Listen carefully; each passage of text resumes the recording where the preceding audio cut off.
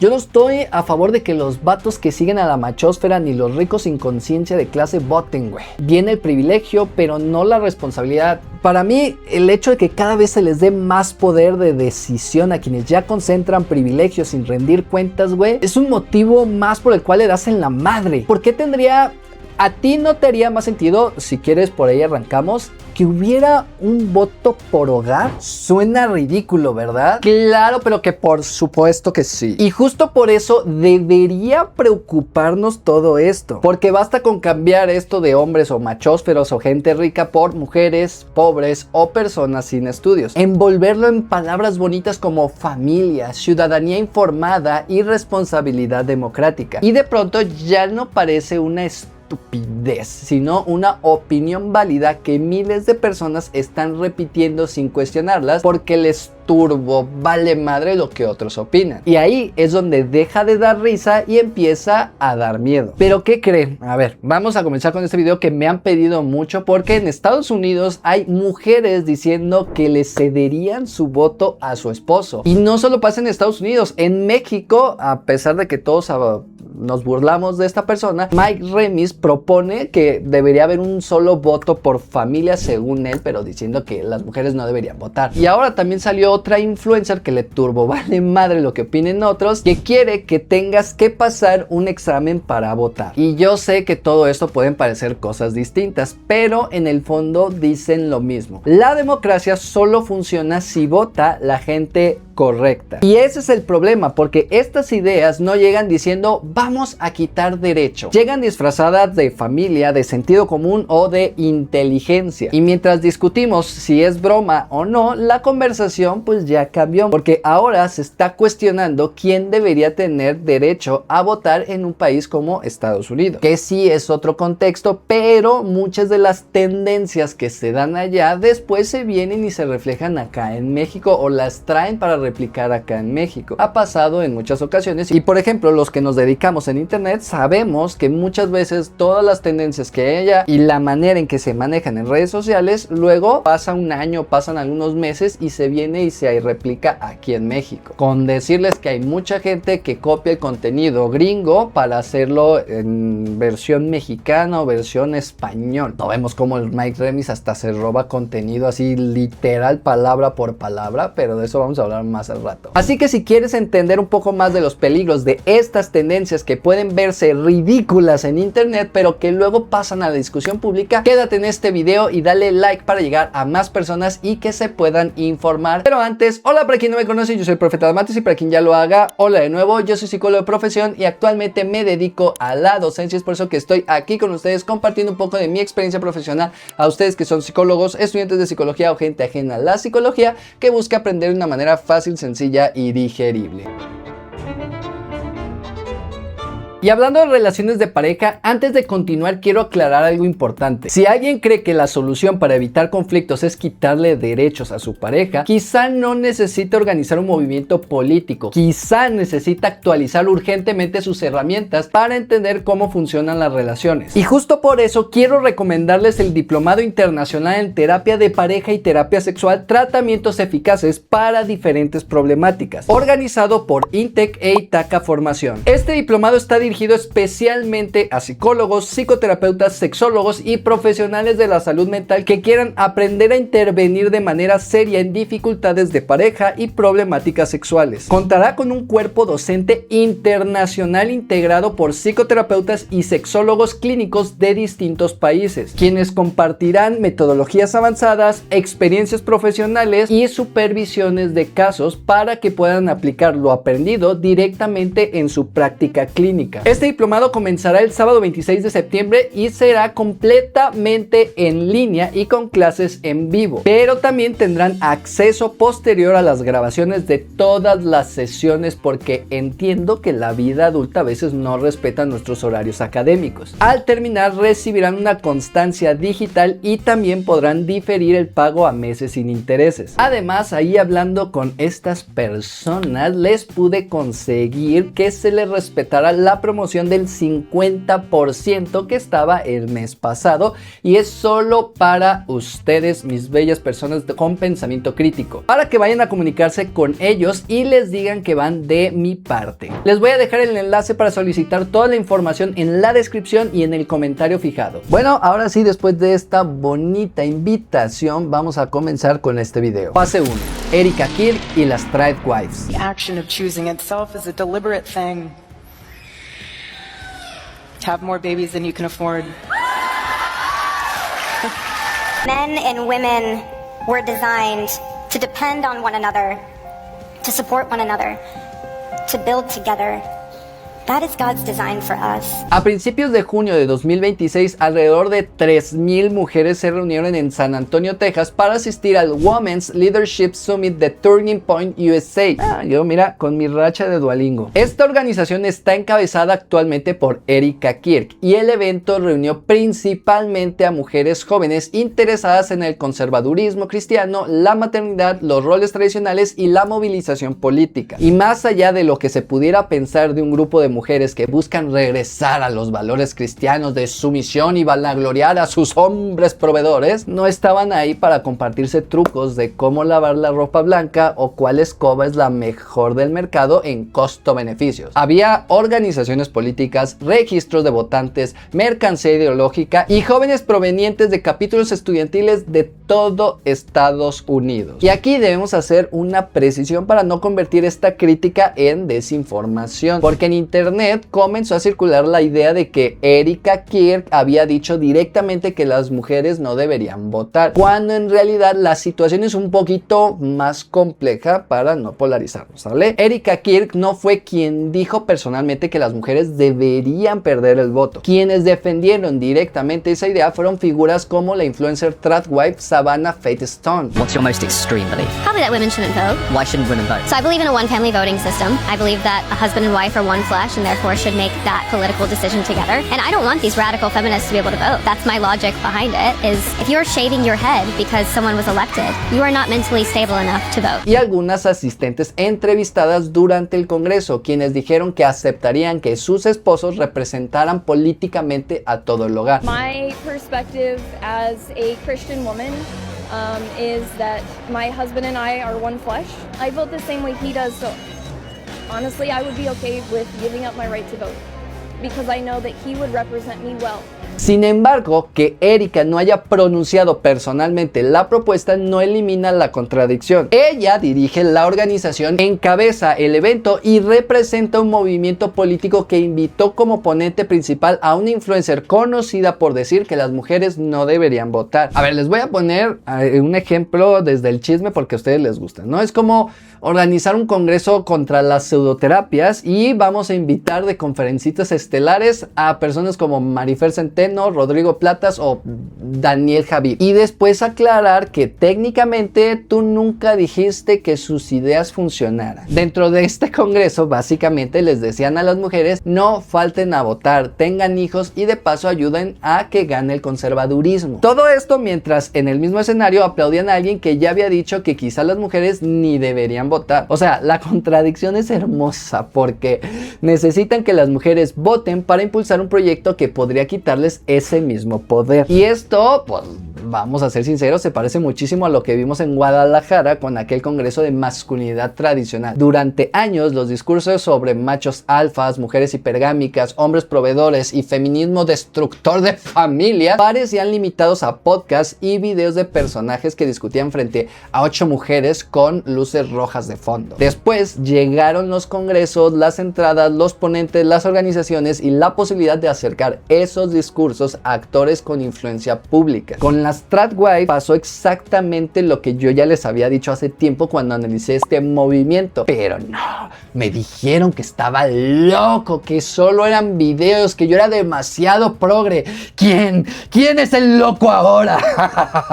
Perdón. Al principio todo parecía inofensivo: vestidos bonitos, casas perfectas, pan recién horneado, muchos bebés y una mujer mágicamente feliz que nunca se cansa ni se estresa. Puro contenido aesthetic para distraerte. Bueno, ya no sé si se dice aesthetic, díganme aquí abajo cómo se dice ahora, cómo dice la chaviza para integrarme con ustedes. Pero oh sorpresa, cuando la influencer deja de enseñarte recetas y empieza a decir que los hombres deberían mandar en la sociedad, ya no estamos viendo un estilo de vida, estamos viendo política.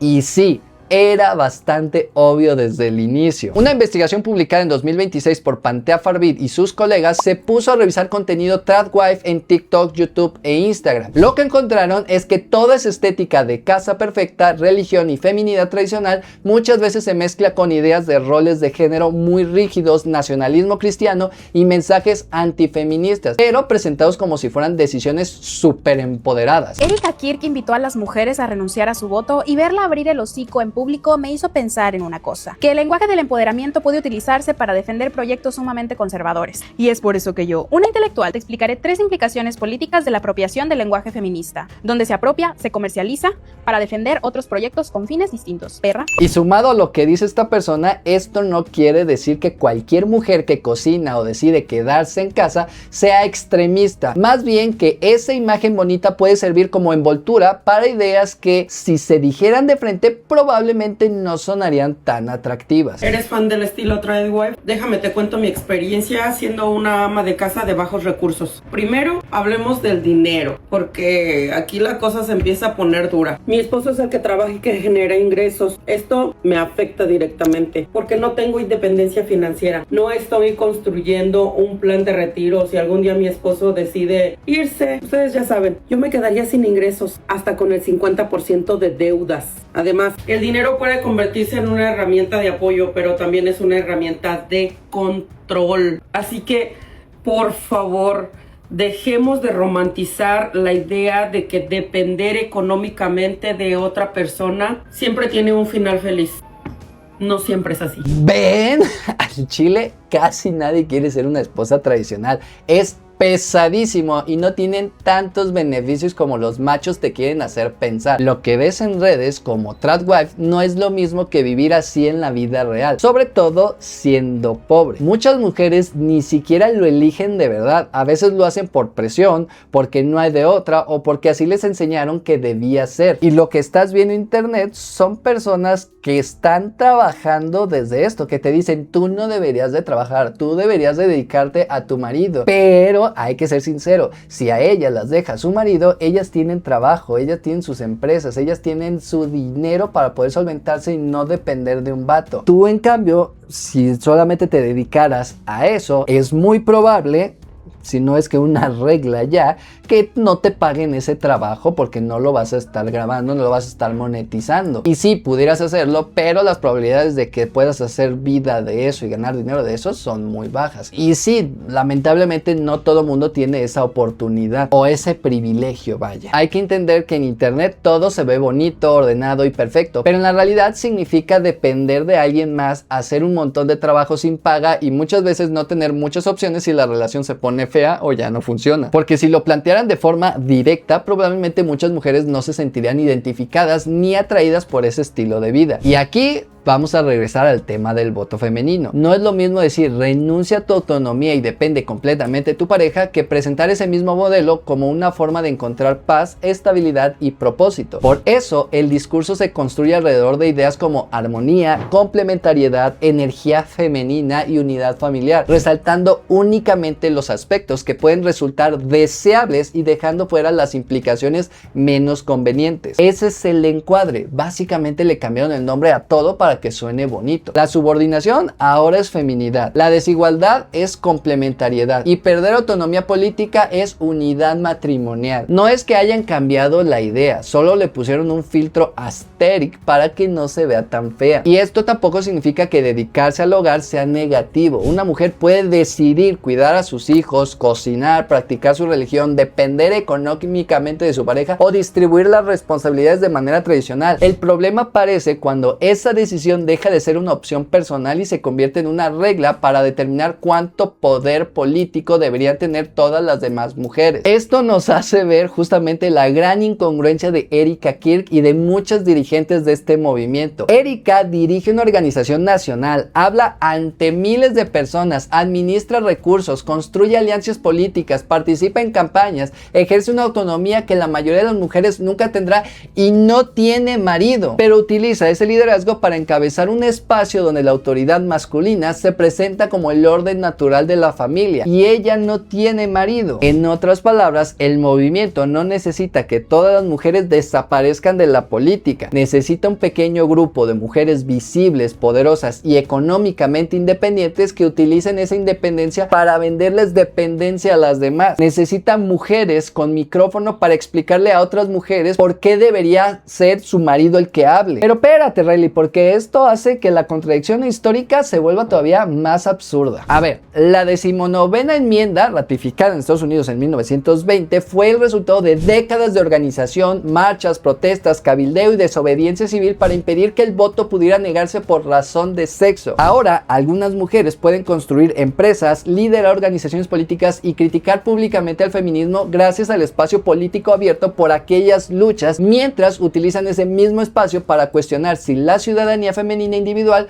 fue una buena idea. No se trata de exigirles que le agradezcan diariamente al feminismo antes de desayunar así religiosamente. Se trata de reconocer que los derechos que hoy les permiten convertirse en figuras públicas no aparecieron por generación espontánea ni fueron entregados amablemente por los hombres que controlaban las instituciones. Fueron derechos disputados por mujeres que en su época también fueron acusadas de destruir la familia, desafiar al orden natural y provocar conflictos entre esposos. Esto deja claro que ya no estamos frente a una simple estética rara de TikTok. Existen organizaciones, conferencias, influencers con cientos de miles de seguidores y estructuras dedicadas a movilizar electoralmente a mujeres, mientras dentro de sus propios espacios se discute que el esposo podría representarlas. Y aunque podría parecer que un discurso así difícilmente tendría eco en México, basta con ver lo que plantean ciertos chistes de internet que se creen inteligentes cuando han demostrado que en ciertas áreas donde quieren opinar en su podcast no lo son, como Mike, ¿qué derechos tienen los muertos para no ser forcados?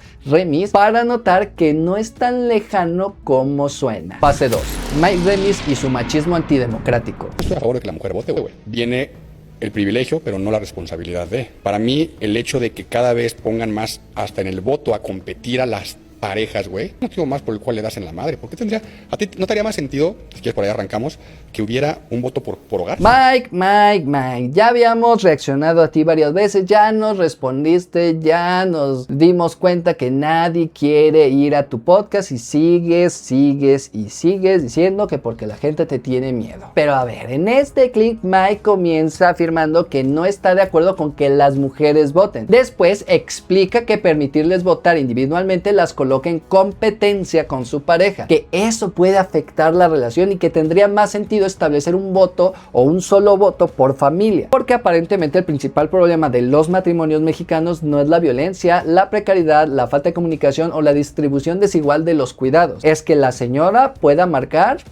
una boleta diferente. Y a ver, Mike no dice literalmente que el hombre tendría que emitir ese supuesto voto familiar. Ahí está el truco para que él se pueda zafar de esto y decir, no, yo no soy machista. Sí lo eres. Todo el mundo lo sabemos, solo tú te quieres negar a eso. Pero tan solo basta con ver todos sus videos para poder encajar esto dentro de un contexto. Porque luego dice, es que me sacan de contexto. No, lo estamos situando en un contexto. Él intenta no hacerse responsable de lo que propone y lo presenta como si fuera algo lógico y razonable. A ver, no hace falta una vergüenza intelectual para inferir quién terminaría representando políticamente a toda la familia desde esta postura. Pero seamos sinceros, lo que Mike propone no es realmente un voto por familia. Es un voto masculino disfrazado de consenso matrimonial. La mujer podría opinar, supongo, quizá durante la cena y siempre que no altere demasiado la energía femenina, pero la decisión política quedaría absorbida por la autoridad del esposo. ¿Y por qué digo esto? porque en teoría, desde el modelo que presenta Mike Remis como el ideal, es que el hombre sea el que tiene que pagar, el hombre es el que tenga que mandar, la mujer es la que debe de estar en casa cuidando y todo eso, y quien debe decidir por las cosas importantes de la relación y de la dinámica familiar sería el marido. Por eso inferimos o deducimos este tipo de cosas de que está diciendo que los hombres deberían votar. Solo basta pensar, aunque no lo diga directamente, para eso se hace análisis de discurso y análisis de contenido, son métodos cualitativos que podemos usar para este tipo de cosas, ¿sale? Si vas a seguir defendiendo a Mike de que no, él no dijo eso, mira, vete. Si no estás dispuesto a escuchar, vete. Aquí no te queremos. Si tú estás aquí y a ti sí te interesa pensar de manera crítica, ayúdame con un like y suscríbete al canal. Pero bueno, siguiendo con todo esto, además, el argumento de que dos votos diferentes destruyen una relación parte de una idea bastante infantil del matrimonio. Una pareja está formada por dos personas que pueden tener opiniones distintas sobre política, religión, dinero, educación o crianza. Si para que la relación funcione una persona tiene que quedarse callada, eso no es unidad, es más bien obedecer y ya. Y lo más curioso es que ni siquiera así se evita el problema. Si no están de acuerdo sobre por quién votar, alguien va a tener que ceder aunque no quiera. O sea, el conflicto no desaparece, solo cambia de forma. En vez de dos votos distintos, terminas con una discusión donde uno gana y el otro se aguanta. Así que la propuesta del genio que busca evitar conflictos de pareja en realidad los intensifica, porque ahora no solo existe el desacuerdo político, sino también una imposición, y eso no fortalece las relaciones, genera resentimiento, frustración y en casos reales podría terminar provocando exactamente lo que dice querer evitar: problemas serios en la relación e incluso divorcios. Es que neta, nomás hace falta escarbarle tantito para poder desmontar todo lo que dice. La propuesta también se desmorona cuando intentamos aplicarla durante más de 30 segundos. ¿Qué ocurre, por ejemplo, con las mujeres solteras, divorciadas o viudas? ¿Una mujer recuperaría su ciudadanía cuando muere su marido? ¿Quién votaría en una pareja del mismo sexo? ¿Qué pasa si la mujer mantiene económicamente el hogar o si está casada con un hombre que ni siquiera quiere votar? El concepto de familia tampoco produce mágicamente una sola opinión política. Dentro de una casa puede haber 5 adultos con intereses, generaciones y experiencias completamente diferentes. Una familia no es una cuenta de Netflix donde el hombre paga la suscripción y automáticamente recibe todos los perfiles electorales. Y aquí también aparece una lógica profundamente atravesada por el machismo y por una visión muy específica del capitalismo. La idea de quien provee económicamente es quien tiene derecho a decidir. Bajo ese esquema, el hombre proveedor no solo sostiene el hogar, sino que adquiere una especie de autoridad política implícita sobre la familia, como si el dinero le otorgara automáticamente la razón y el control. Mientras tanto, la mujer que se queda en casa es presentada como alguien que no entiende de economía, de política o de decisiones importantes, como si su trabajo no remunerado no sostuviera precisamente las condiciones que permiten que ese vato pueda ser proveedor y que exista como proveedor. El problema de lo que dice este vato es que convierte la desigualdad económica en desigualdad política. Si el ingreso define quién decide, entonces quienes no generan dinero o generan menos quedan automáticamente subordinados, aunque las decisiones públicas afecten directamente su vida cotidiana. El acceso a servicios de salud, la educación, transporte, seguridad o políticas de cuidado. La política no impacta menos a quien no recibe un salario, muchas veces la impacta más. Así que el voto por familia no solo es una propuesta absurdo en términos democráticos, también es la extensión de una jerarquía económica y de género donde el poder se concentra en quien controla el dinero, mientras se invisibiliza el trabajo doméstico y se reduce la voz política de quienes sostienen el hogar desde otros lugares. Ahora bien, resulta tentador responder que Mike es solamente un personaje ridículo de internet y que ninguna persona con pensamiento crítico tomaría en serio lo que dice. Su contenido depende del rage bait, de las afirmaciones extremas y de construir discusiones donde la indignación también se convierte en reproducciones, no de decir cosas inteligentes. Y sinceramente, la idea de que el sufragio femenino destruye matrimonios no parece precisamente el descubrimiento intelectual del siglo. Pero aquí hay algo importante que tenemos que entender. Una idea no necesita que alguien serio o respetado la diga para empezar a volverse normal. Basta con que se repita mucho, que circule por todos lados, que se viralice y que haya gente preguntándose si tal vez tiene algo de sentido. ¿Y qué creen? muchos vatos sí le están agarrando sentido, porque les conviene. Lo curioso es que lo absurdo no siempre hace que una idea pierda fuerza. En internet, por lo menos, muchas veces la vuelve más divertida, más fácil de compartir y hasta más rentable. Mike además se presenta como una persona tan intelectualmente superior que nadie supuestamente quiere debatir con él por miedo a la vergüenza intelectual que va a darles. ¿Por qué no quieren venir a hablar con este güey? Les da frío la vergüenza intelectual que les va a poner. Vaya. Qué razonamiento tan más cómodo. Si alguien acepta, él controla el estudio, las preguntas, la edición, los títulos y los clips posteriores, aunque él supuestamente haga las cosas neutras. Pero si alguien rechaza, asegura que huyó porque no pudo competir con su inteligencia. Él está construyendo una historia que solamente él se cree, donde cualquier decisión termina demostrando que él ganó. Y a ver, negarte a ir a un podcast armado no significa que no sepas debatir. A veces solo significa que te diste cuenta de que no es una conversación para entender nada, sino un show hecho para pelear y sacar clips. A ver, no todo el que evita discutir con el teporochito de la calle es porque cree que no le va a poder ganar en una discusión o en un debate. Y yo sé, aquí no hace falta que nos pongamos tan académicos. Basta con ver que Mike se vende como un genio incomprendido mientras básicamente recicla contenido ajeno. Es más, estoy casi seguro que esa seguridad con la que habla de este voto familiar o del voto femenino no viene de un análisis profundo. Es muy probable que esa idea se la haya robado algún otro podcast en inglés, como ya lo ha hecho antes. Y no sé si a estas tradwives es las que ve, porque no sé si para él sea válido la opinión de una mujer. Y ojo, esto no me lo estoy inventando. Varios creadores ya han demostrado cómo repite guiones de otros, traduciéndolos casi palabra por palabra y presentándolos como propios. Así que eso de la vergüenza intelectual que presume, no sé, cuesta creerlo. No puedo fiarme de alguien que simplemente recicle ideas ajenas y las vende como originales. ¿Qué es esto? ¿La tesis de licenciatura de Peña Nieto? Y a ver, para que no digan que luego no les traigo pruebas, hay un video completito de él, plagiado, palabra por palabra. Must be a preview of next year's Super Bowl halftime show. Pues algo de este estilo no les sorprenda que pueda ser el siguiente show del medio tiempo del Super Bowl. Let me guess, 3 million followers. Déjenme adivino, ¿2 millones de seguidores?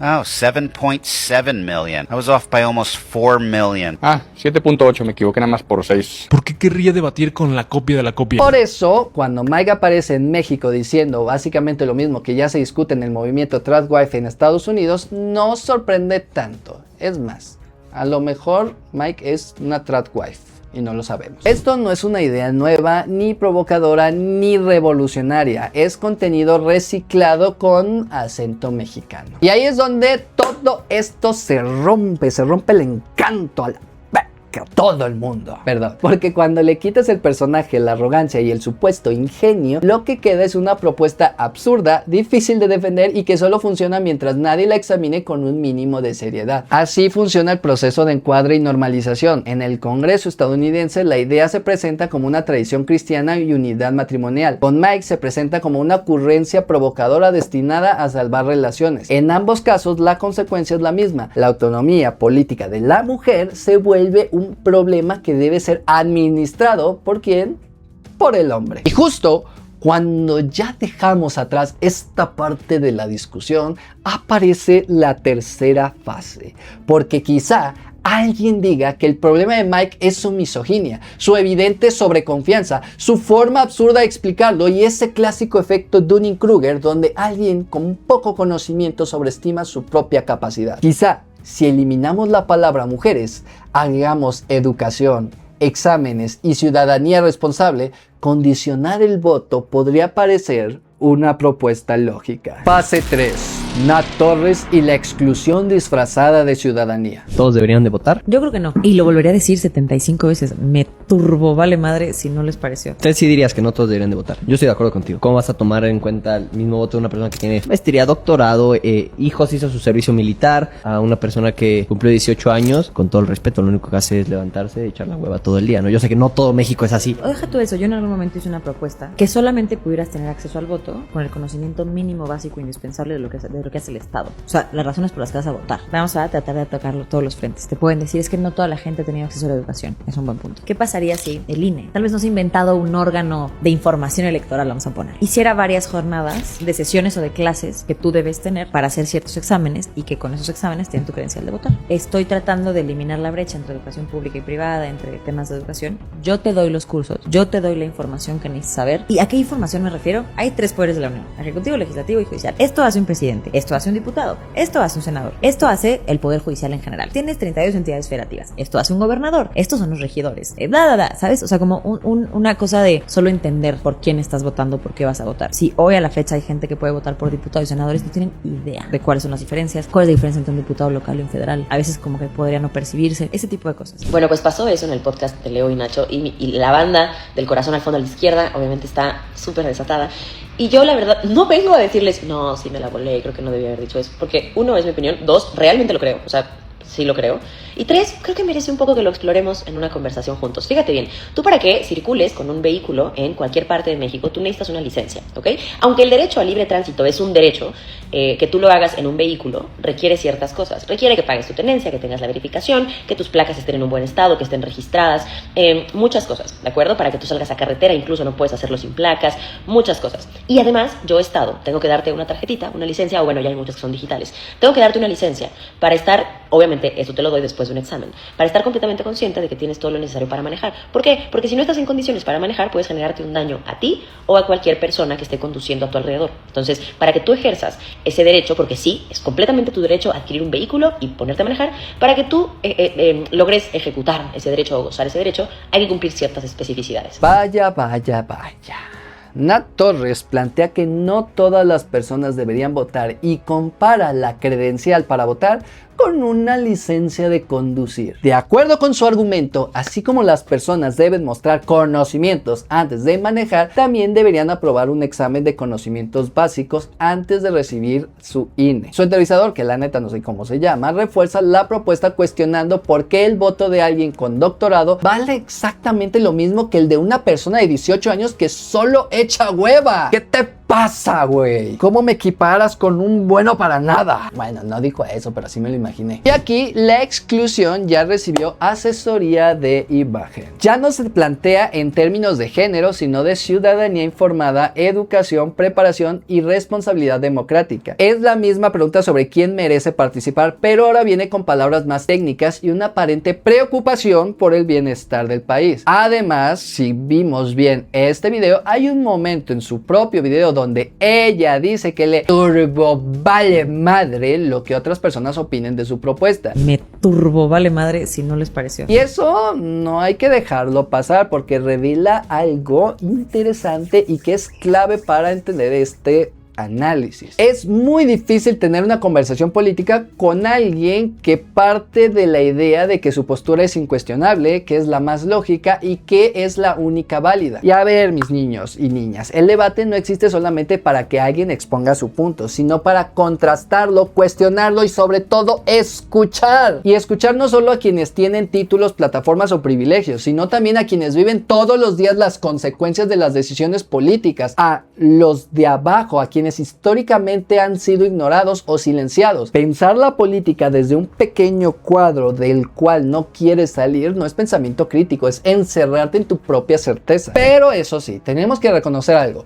Sí existe desinformación electoral. Aquí no venimos a negar todo lo que dicen y decir de que nada, nomás porque lo dijo ella ya nada de lo que dice tiene sentido. No, vamos por partes. Recordemos, aquí pensamiento crítico. Like si tú quieres tener pensamiento crítico. Suscríbete si quieres ser más guapo que millonario. Y dale hype si quieres salir de la pobreza. Perdón, mi momento youtuber. Hay personas que votan basándose en rumores, propaganda, noticias falsas, lealtades irracionales o promesas que nunca verificaron. Mejorar la educación cívica, explicar las funciones de las instituciones y facilitar información sobre candidaturas sería completamente deseable. El problema, mis jóvenes pupilos, aparece cuando confundimos el derecho a recibir educación cívica con la obligación de demostrar conocimientos para conservar un derecho político. Una cosa es que el Estado tenga la responsabilidad de informar a la ciudadanía y otra muy diferente es que la ciudadanía tenga que convencer al Estado de que merece seguir participando. En el primer modelo ampliamos derechos, en el segundo creamos una puerta y le entregamos a alguien el poder decidir quién puede cruzarla. Además, tampoco es que la educación cívica sea un mito urbano. El Estado la da desde primaria, está en los planes de estudio y en teoría debería servir para que entiendas cómo funciona la política. Y aún así, hay gente que no se acuerda de nada, que le da igual o que simplemente nunca conectó con cómo se lo enseñaron. Y eso no es solo porque la gente sea ignorante. También tiene mucho que ver con que el sistema educativo no siempre funciona tan bien como nos gusta creer. Entonces, ¿qué nos hace pensar que un curso de 1 mes, 2 meses o no sé cuánto estés proponiendo como requisito para obtener tu INE resolvería ese problema? Si años de educación formal no garantiza una ciudadanía plenamente informada, es poco realista asumir que una capacitación breve y obligatoria transformará de manera significativa la calidad del voto. Mejorar la participación informada requiere cambios mucho más profundos. Revisar cómo se enseña, ampliar el acceso a información clara y accesible, fortalecer la alfabetización mediática y generar condiciones materiales que permitan a las personas involucrarse en la vida pública. A ver, amiga, no se trata de poner un filtro antes de votar, sino de construir un entorno donde más personas puedan ejercer este derecho con mejores herramientas. Aparte, a ver, ahora vamos con la comparación con la licencia de conducir, porque esta también, mira, se cae solita. El artículo 11 constitucional dice que tienes derecho al libre tránsito. Sí, eso nadie te lo va a negar. Puedes entrar, salir, viajar y cambiar de residencia. Pero ese derecho es para las personas, no para los vehículos. Hasta donde yo sé, y me van a corregir en los comentarios, el conducir un coche no es un derecho. Ya es todo. La licencia de conducir no existe para darte permiso de transitar, sino para confirmar que eres apto para manejar un automóvil. Manejar no es cualquier cosa, estás controlando una máquina que puede ser peligrosa, así que necesitas saber de señales, reglas y cómo no estamparte en la primera esquina. Votar cumple una función completamente diferente. El artículo 35 de la Constitución no presenta el voto como una certificación profesional para personas expertas en ciencias políticas, sino como un derecho de la ciudadanía. No votamos porque sepamos gobernar, votamos porque somos gobernados. Una trabajadora doméstica no necesita explicar el proceso legislativo para tener derecho a decidir sobre salarios, transporte, seguridad y derechos laborales. Un campesino no necesita memorizar los artículos de la Constitución para saber que una política de agua, producción agrícola o propiedad de la tierra afectará su vida. Y una persona de 18 años no tiene que terminar un doctorado para opinar sobre educación, vivienda, empleo o el país en el que probablemente trabajará durante las siguientes 5 décadas. El voto no existe porque todas las personas sean igualmente inteligentes, responsables o informadas. Existe porque todas están sometidas a las decisiones del poder político. Si el gobierno puede cobrarte impuestos, detenerte, regular tu trabajo, modificar tus derechos y decidir cómo distribuir recursos públicos, entonces tienes interés legítimo en elegirlo, aunque no puedas explicar la diferencia entre una controversia constitucional y una acción de inconstitucionalidad. Y a ver, tampoco debemos romantizar el doctorado, eso sí se los he dicho muchas veces. La neta, tener un doctorado no demuestra formación avanzada dentro de un área específica, no te otorga automáticamente sabiduría universal ni convierte a alguien en representante natural de las necesidades de todo el país. Una persona puede saber muchísimo sobre física cuántica y no tener ni la menor idea de lo que implica conseguir agua en una comunidad rural, ni de cuidar a una persona con discapacidad o de sobrevivir trabajando sin seguridad social. Y además, siendo honestos, hoy en día tampoco es que el doctorado sea exactamente el Olimpo del conocimiento. Hay programas de todo tipo, niveles bastante cuestionables y personas que logran colgarse el doctor antes del nombre sin necesariamente tener el nivel de un doctor. Así que tampoco se sientan muy acá por el título, porque el prestigio académico ya no es garantía automática de nada. Y es que tener un doctorado desafortunadamente no te hace automáticamente mejor para decidir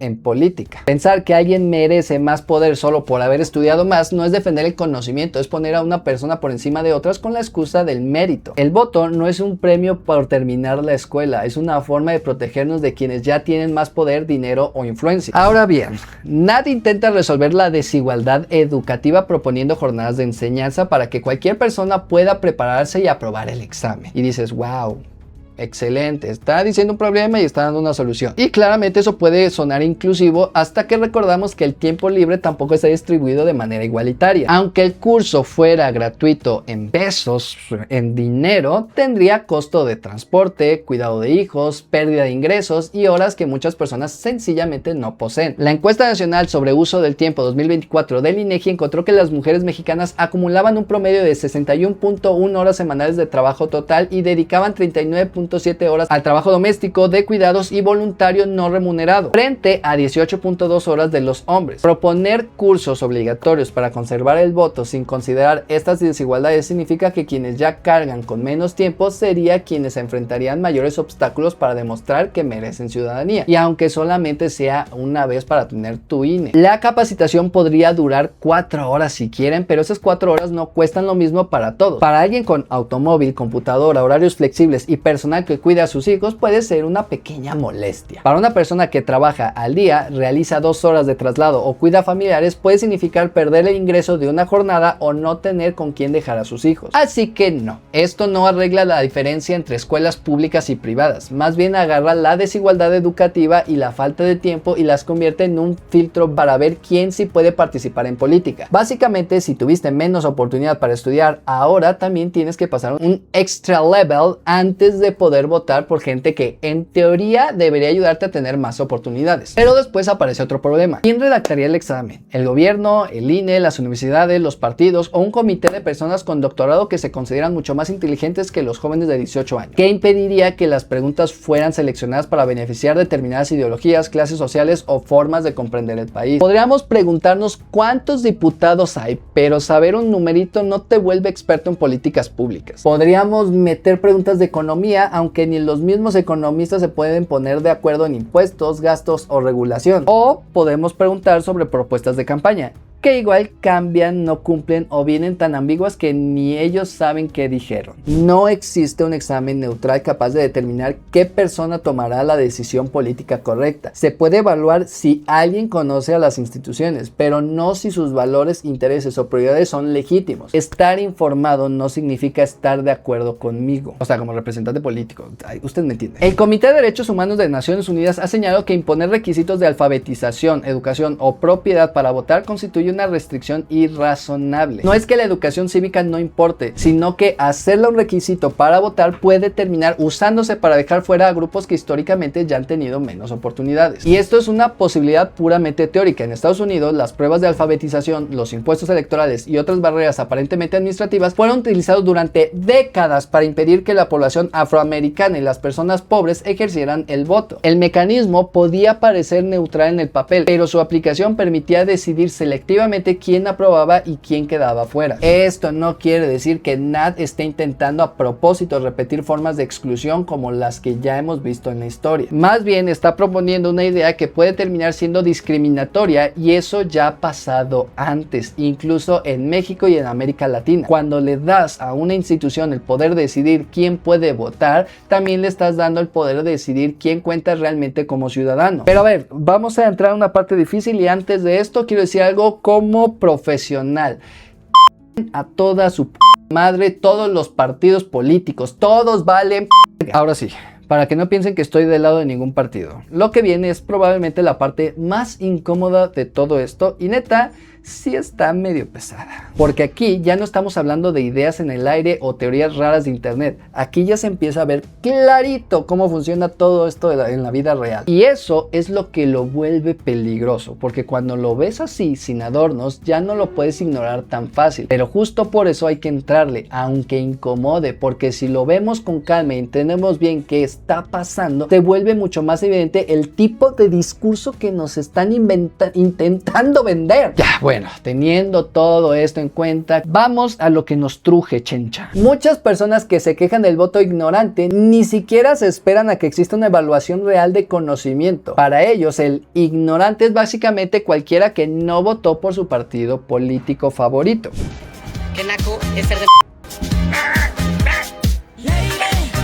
sí, censuré el nombre del partido, a lo mejor tú ya sabes cuál partido habla y todo, pero esto aplica para todos. No se trata de defender a un partido, se trata de decir de que puedes quejarte, odiar y todo a un partido y criticarlo y todo, pero pues tampoco está chido el insultar a las personas por haber votado por alguien que a ti no te parece. Sí, es desesperante, pero al menos en este canal atacamos ideas, no personas. En ciertos espacios la ignorancia ya no se define por argumentos, información o decisiones concretas, sino por algo mucho más simple: por quién votas. Si votas por el partido correcto, eres informado. Si votas por el incorrecto, automáticamente eres ignorante, manipulado o incapaz. Y aquí es donde aparece otro punto clave. Existe una postura muy común que vemos constantemente en redes sociales y en la política, y en la que encajan discursos como el de Nat Torres. Muchas veces estas ideas no salen tanto de una preocupación real por la educación cívica, sino más bien de que a algunas personas no les gusta cómo está votando la gente. No es que la gente esté desinformada en general, sino que no está votando por quienes algunas personas quisieran. Ahora, tampoco podemos asegurar que sea exactamente el caso de Nat Torres. No hay forma de saberlo con certeza. Entonces, el problema deja de ser la falta de información y se convierte en una falta de alienación política. Si la gente vota distinto a mí, no es que tenga otras experiencias, intereses o razones. Es que es tonta, estúpida, fue engañada, manipulada o simplemente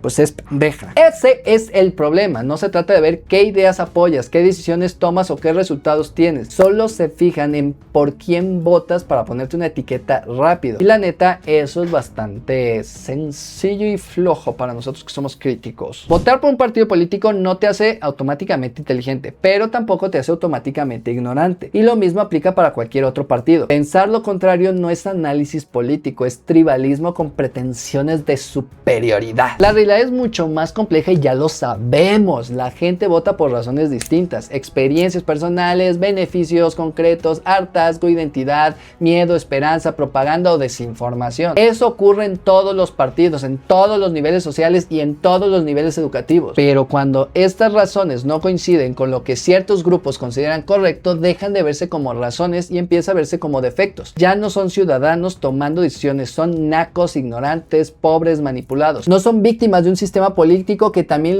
les ha fallado, son el problema que hay que corregir. Reducir todo eso a si vota como yo es inteligente, si no es ignorante, no explica nada. Solo revela la necesidad de sentirse superior sin tener que argumentar. Y es más, por si aún siguen pensando que estoy defendiendo a alguien, a su madre todos los partidos políticos: Morena, PAN, PRI, PRD, Movimiento Ciudadano, Partido Verde, PT y cualquier otro que se me esté pasando. Y también ustedes que son independientes. Huevos, perros, porque todos, absolutamente todos tienen cola que les pisen, un historial que da pena ajena. Así que a su madre una y mil veces. Pero bueno, retomando todo lo anterior, cuando empezamos a definir quién es ignorante en función de su voto, abrimos la puerta a justificar por qué ciertas personas no deberían participar. Primero aparece como una estética inofensiva que romantiza la subordinación, después como una provocación absurda que propone concentrar el voto en la familia, y finalmente como una idea aparentemente racional que busca filtrar la ciudadanía mediante exámenes. Cambian las formas, cambian los argumentos, pero la lógica es la misma: reducir quién tiene derecho a decidir. Ese es el verdadero riesgo. No es solo una discusión de opiniones, es una forma de construir quién merece tener voz, porque una democracia donde solo participan quienes piensan como tú, quienes cumplen ciertos estándares o quienes encajan en un modelo específico, no es una democracia más inteligente, es simplemente una democracia más pequeña. Pero ustedes, ¿qué opinan acerca de esto? Déjenmelo aquí abajo en los comentarios, ya saben que me encanta leerlos. Y nada, no se olviden de suscribirse a mi canal activando la campanita de notificaciones, uniéndose a los miembros del canal, hypear el video, seguirme en todas mis redes sociales, sobre todo en Instagram. Tenemos que llegar a 20,000 seguidores. Síganme en Twitch, que estamos haciendo ahí en vivo seguidos. Nada, yo les mando un beso y un abrazo de manera consensuada y los dejo continuar con su existencia. Bye.